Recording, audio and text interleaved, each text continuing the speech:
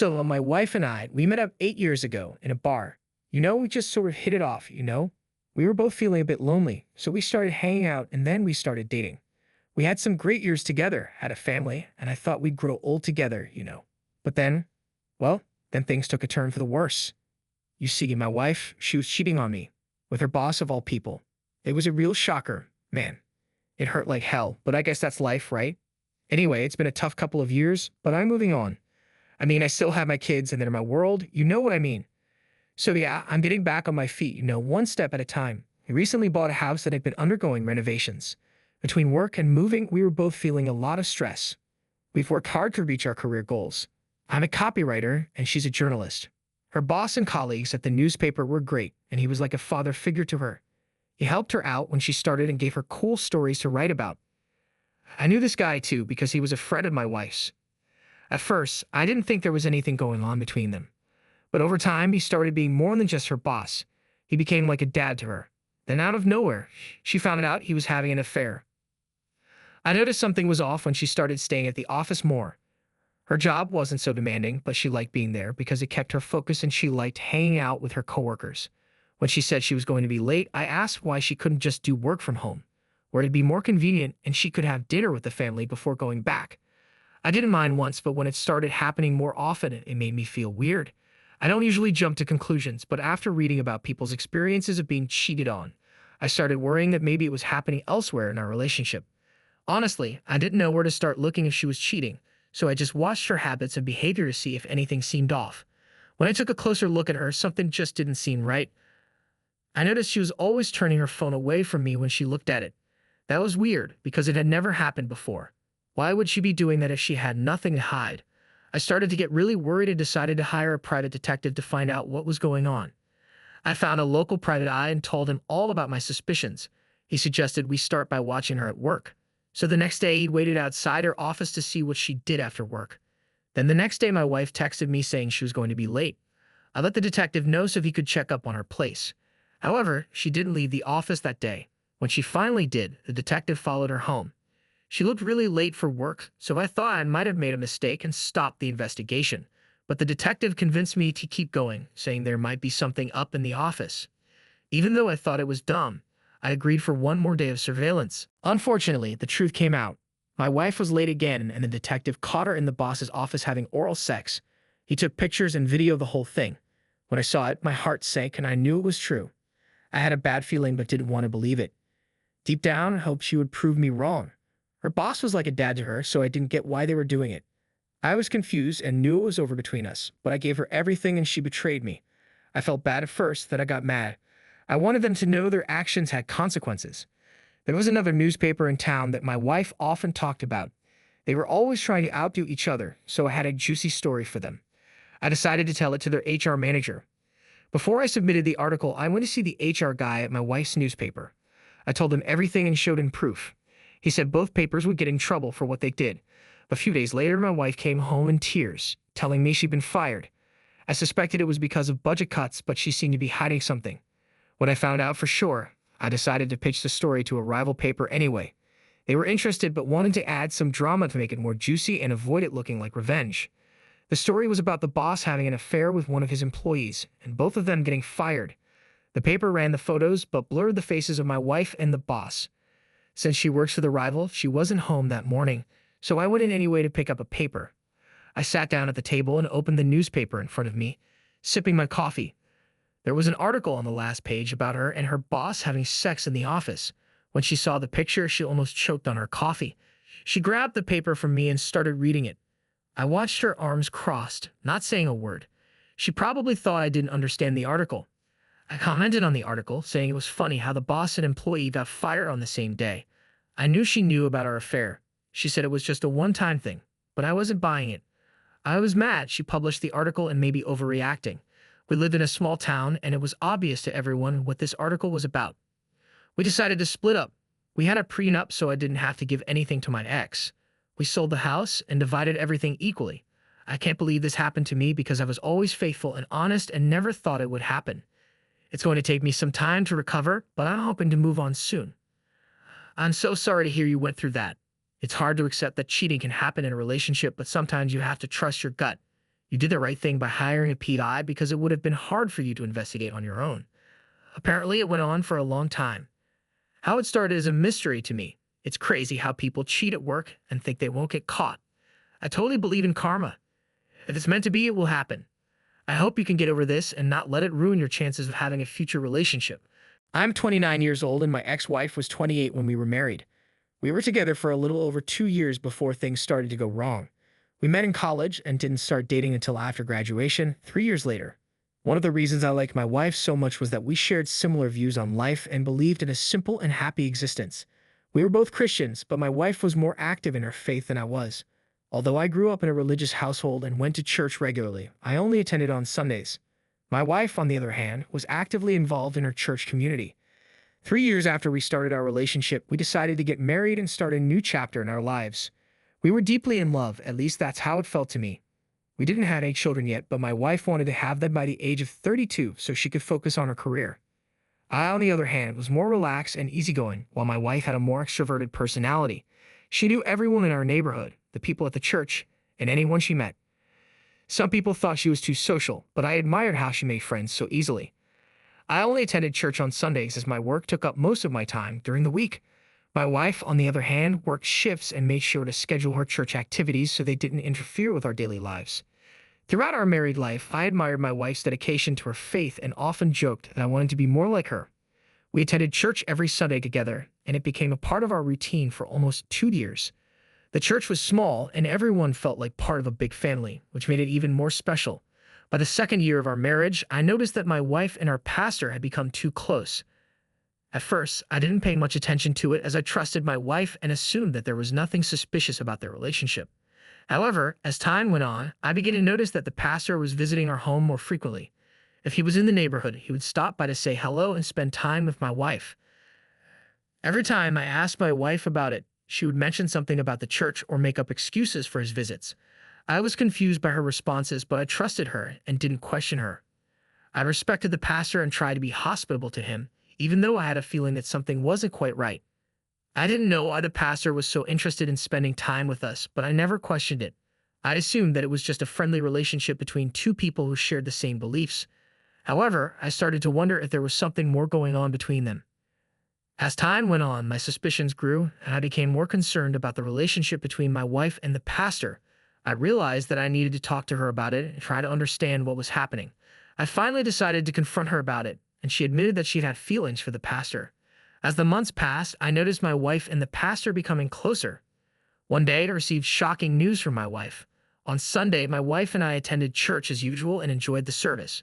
After the service, while we were exchanging greetings, the pastor's wife approached me and asked to speak with me privately. When we were alone, she shared something that altered the course of our marriage. She informed me that my wife had been unfaithful with her husband, my pastor. At first, I thought she might be joking, but she was serious. According to her, her husband had begun acting strangely at home, and she had conducted an investigation. The investigation revealed that her husband frequently communicated with my wife. She even found some explicit messages between them. To be sure, she had hired a private investigator to monitor her husband. She told me that every Sunday evening, my wife and her pastor would meet in a cheap apartment in the city center and spend several hours there before returning home. Despite everything that had been said, I didn't believe her as I was sure my wife worked every Sunday evening. I had driven her to work on several occasions, and it seemed absurd. All my doubts vanished when she revealed the pastor was spending money donated for the works of the Lord.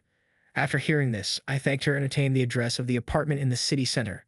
After that, my wife and I drove home in silence. She asked if everything was okay, and I said that I was experiencing severe abdominal pain.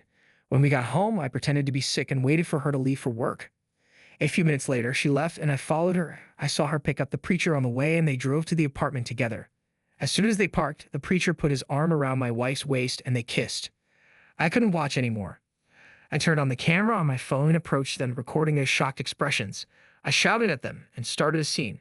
I demanded they confess their affair, but the preacher became defensive and we started fighting. He said I could no longer attend church. I told my wife not to worry and left in anger. My heart was broken when I saw that. My wife called and left me voicemails all night, saying she could explain and we needed to talk.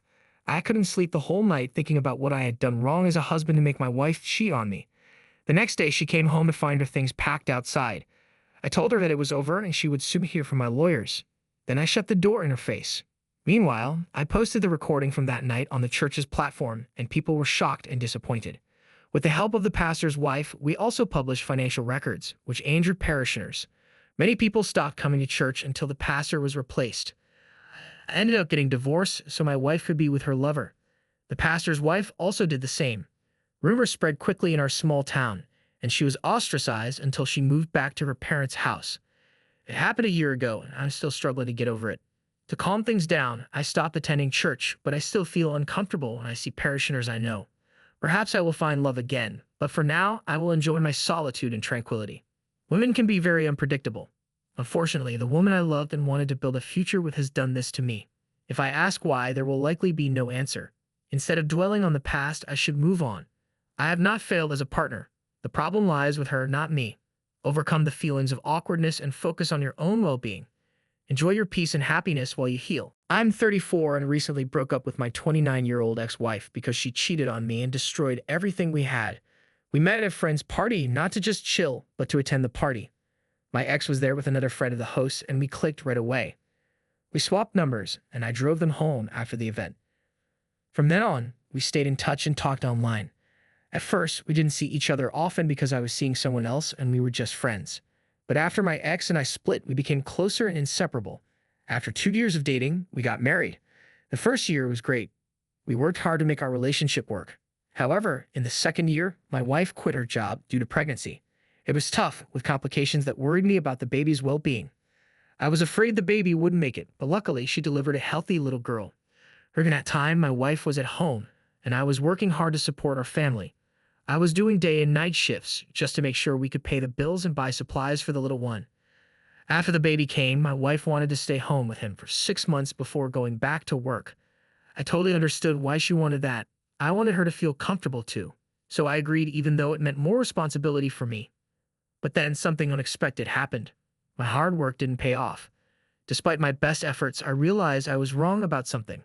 My wife wasn't happy even after 6 months at home. In the end, we realized we needed to reassess our priorities and balance work and family life.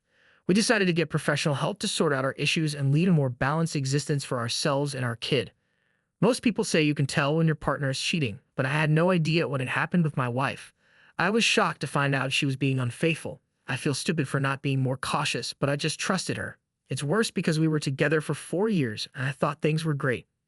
Then one day, I saw some private messages on our phone and the world came crashing down. Hearing her voice broke me. I couldn't move. At first, I thought it was just work stuff, but then I realized the other voice was our neighbor who's a pastor. He always talks about God, but he's also flirting with my wife. Who knew someone so religious would do that? It was a crazy shock to find out that the person I trusted the most could do that to me. I still can't believe it happened, but now I'm being more careful. To hear those intimate texts between my wife and someone else was crazy, but it got worse when I found out they were talking about our son. My neighbor even mentioned him in their chats, and he was only 3 at the time. I started wondering if he was even my biological kid, so I got a paternity test done without telling anyone. When the results came back, it was a total shock. We didn't match. It felt like some crazy nightmare I couldn't wake up from.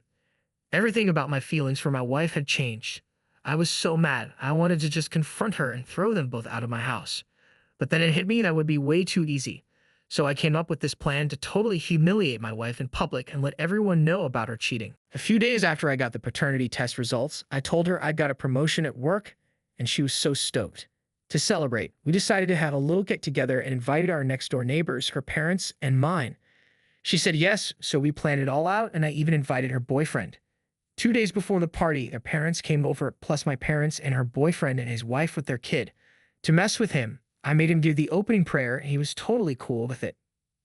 I already had all the proof of their cheating, like phone records and voicemails.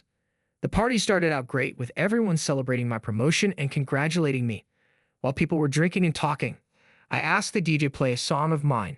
He charged an extra fee to keep playing it even though some people didn't really like it. My favorite song was actually a mashup of all the voice messages my wife and her neighbor exchanged. So when the audio started playing, nobody knew what was happening at first. But then my wife recognized her own voice, then the guy's voice, and then his wife's too. It was so crazy she started making a scene, yelling at her husband in front of everybody. He couldn't even fight back. My poor wife looked like she was about to collapse. When all that drama with her boyfriend and his girlfriend was going down, I got everyone's attention. I said my wife had something important to say for me and our family. She was so confused, with tears in her eyes, and she couldn't look at her parents' disappointed faces. I told her just to come out and say it.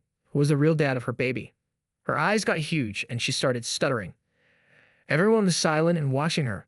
I couldn't hold back my anger anymore and just let it all out on her. She paused for a second, then blurted out the name of her lover. Everyone gasped. Her wife fainted and people ran to help her. My wife kneeled down and started explaining that her lover showed up at her house to talk and it all happened by accident. When she found out she was pregnant, she had to tell me the baby was mine so I wouldn't get hurt. But then she and this other guy started getting close and fell in love. The other guy was willing to be involved with the kid, so they decided to tell the kid the truth when they turned 18. When I heard that, it hurt even more.